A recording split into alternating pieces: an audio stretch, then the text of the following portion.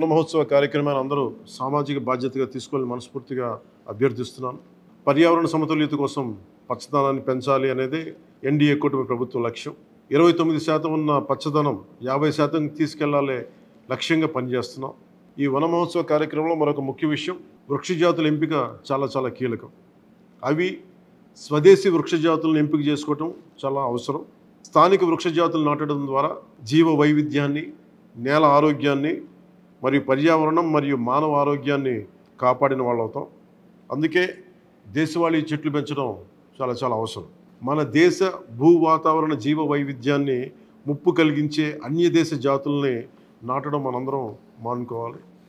చూడటానికి మొక్క ఆకర్షణీయంగా ఉంది, మొక్క నాటితే ఏపుగా పెరిగిపోతుంది, నిర్వహణ ఖర్చులుంటాం అని చెప్పి ఎవెన్యూ ప్లాంటేషన్ పేరు మీద గత దశాబ్ద కాలంలో అన్య దేశ వృక్ష జాతులైన కోనాకార్పస్, ఏడాకుల పాల, మడగాస్కర్ ఆల్మండ్, ఆస్ట్రేలియా తుమ్మ లాంటి వృక్ష జాతుల్ని విరివిగా నాటేశాం. వీటి మూలంగా పర్యావరణానికి ప్రయోజనం కంటే కూడా ఆరోగ్యం మీద, భూగర్భ జల సంపద మీద చాలా తీవ్ర ప్రభావం చూపుతూ ఉంది. అందరూ ఆ ప్రాంత జీవ వైవిధ్యాన్ని పెంపొందించే స్వదేశీ జాతులను మాత్రమే నాటాలి అనేది ఏ దేశపు వృక్ష శాస్త్రజ్ఞుల్ని అడిగినా చెప్పే మాట ఇది. కానీ ఆ వాస్తవాన్ని విస్మరించి విదేశీయ మొక్కల మోసుతో రాష్ట్రమంతటా కోనాకార్పస్తో నింపేశారు. కోనాకార్పస్ అసలు మొదట పరిచయం చేసిన అరబ్ దేశాలే దాన్ని నిషేధించినాయి. ఎందుకంటే దాని దుష్ప్రభావాలను గుర్తించిన వెంటనే నిషేధించారు, తీసేశారు. మన దేశంలో తెలంగాణ, గుజరాత్, కర్ణాటక, అస్సాం ప్రభుత్వాలు కూడా వీటిని నిషేధించినాయి. ఈ కోనాకార్పస్ లాంటి విదేశ వృక్ష జాతుల మూలంగా జరిగే అనర్థాలు చాలా ఉన్నాయి. అవి ముఖ్యంగా మన భూగర్భ జల సంపదను హరించి వేస్తాయి, శ్వాస సంబంధ ఆరోగ్య సమస్యలకి కారణమవుతున్నాయి. కోనాకార్పస్ ఎలాంటి వృక్ష జాతి అంటే పశువులు తినవు, పక్షులు గూడు పెట్టవు, కనీసం పక్షులు కూడా వాలవు. చెట్టుని చేమని ఆధారంగా చేసుకుని బతికే క్రిమికీటకాలు కూడా ఈ చెట్లు జోలికి రావు.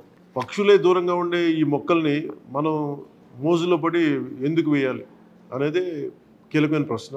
అందుకే ప్రతి సంవత్సరం జూన్, జూలైతో మొదలై నవంబర్లోని కార్తీక సమారాధన వరకు కొనసాగే ఈ వన మహోత్సవ కార్యక్రమంలో మన స్వదేశీ జాతులైన జీవ ఇంధనంగా ఉపయోగపడే కానుగ, వేప, చింత, ఉసిరి, శ్రీగంధం, ఎర్రచందనం, రావి, మర్రి, రేల, దిరిసెన, సీత, అశోక, మారేడు, నేరేడు, దేవకాంచనం, తెల్లమద్ది, మామిడి, కదంబం, జమ్మి, వెలగ, సీతాఫలం ఇలాంటి ఇంకా ఎన్నో మన జాతుల మొక్కల్ని నాటాలని అందరినీ అభ్యర్థిస్తున్నాం, కోరుకుంటున్నాం.